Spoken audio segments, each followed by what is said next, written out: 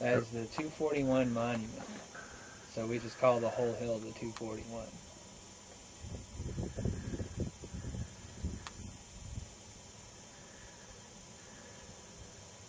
I go through that hole right there.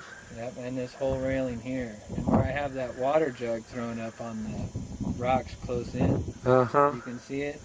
Just right down the rocks from that, you can see is like a small staging recovery area. You'll see used food containers, the little booties, and they'll do that, and then they just take off on multiple trails and just head that way. Nothing to stop them by the Border Patrol truck.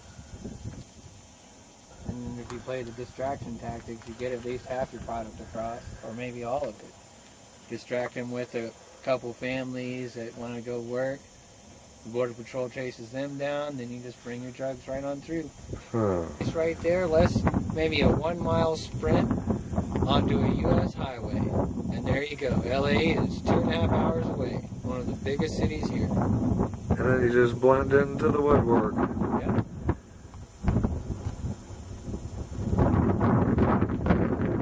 Now there is a border check station on the 94 and on the 8, but sometimes they're open. And I'm sure they have people that run through them regularly to make sure they hit the smooth areas either side of the trail where they sweep it with the trucks to look for footprints. So you can just jump this fence here, just crawl these rocks, boom, you're across the road in 3 seconds, go right into those rocks, nobody can see you. And just wait until you get the all clear call from the mountaintop, the Border Patrol trucks changing shifts or whatever, sprint for it. Oh yeah, behind him, he's just looking for a weak spot.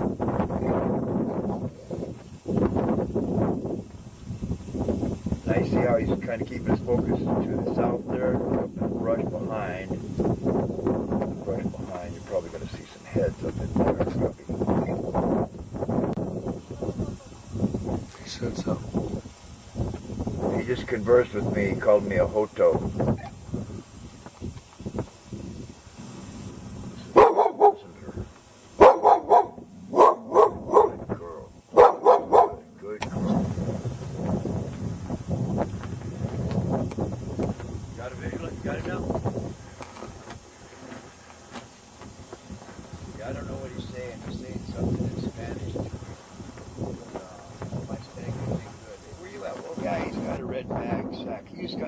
Saluted somebody down in the valley, like a military salute. It's very comical, kind of.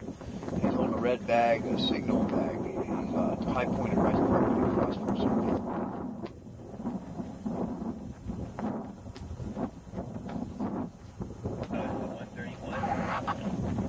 Roger. No, the guy's over here at the 132 directly in front of me. He's talking about cargo. He's talking about heroin. Cargo.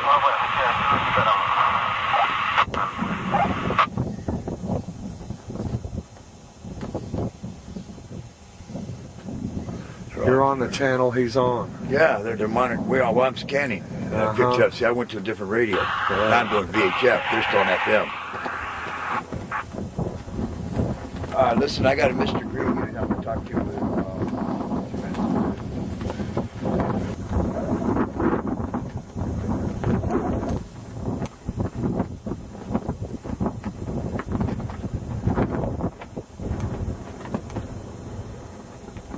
Well, he probably won't be able to get calm.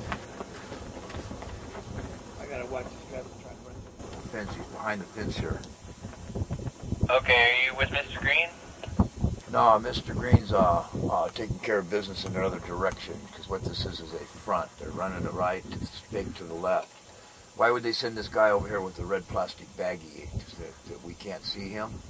Why does he stand on top of the mountaintop and signal him, so that he can, the guys on the other side can make the end around. You remember playing football? It's just that I told Mr. Green I was going to watch this post. Absolutely right. You stay your post. We can handle this here, dude. This is all good. Because there could be doing it. I just thought maybe this guy might be punching through the fence line here, but we got it from here. We can see him when he steps inside too. All right, it's all good. Yeah, if he wants to jump that shallow part just over the ridge at the 131, I'll see him.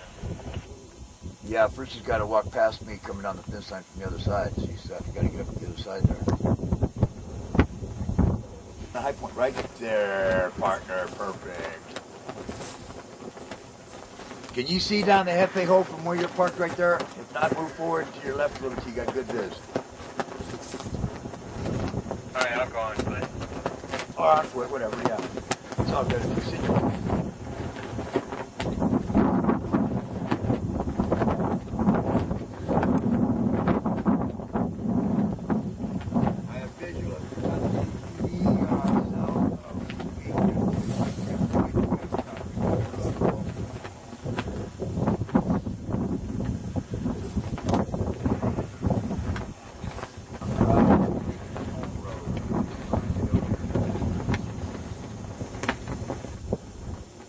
There he is right there. Oh, actually, that's the cop. That's the Tecate PD.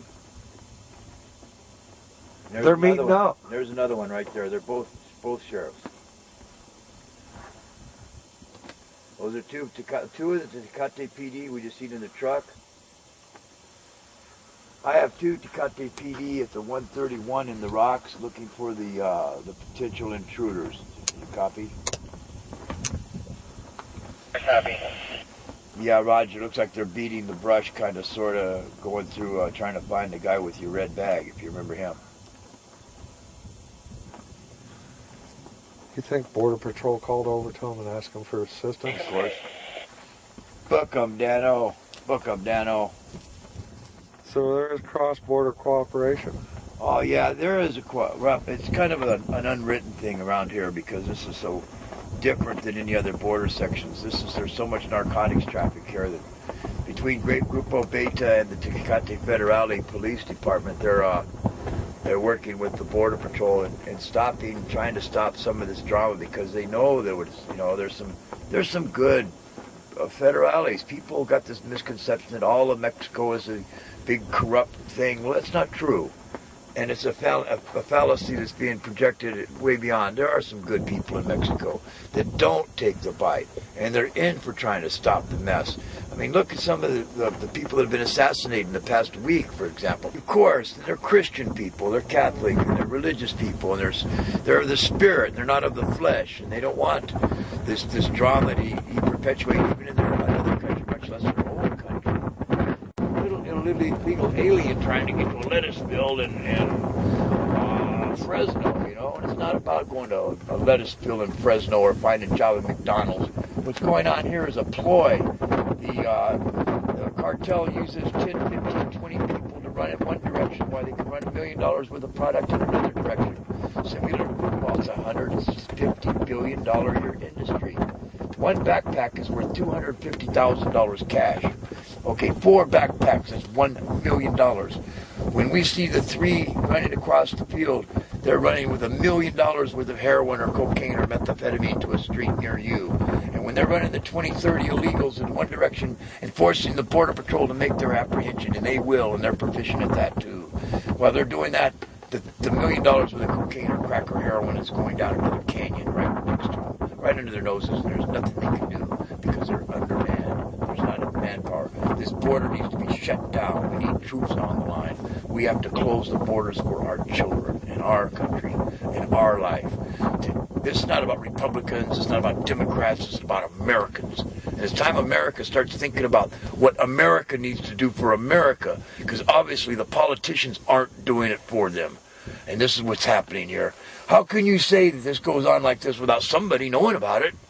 Somebody up there in that umbrella of responsibilities aware of it. He says that he's below right ahead and says something about La Puerta, which is the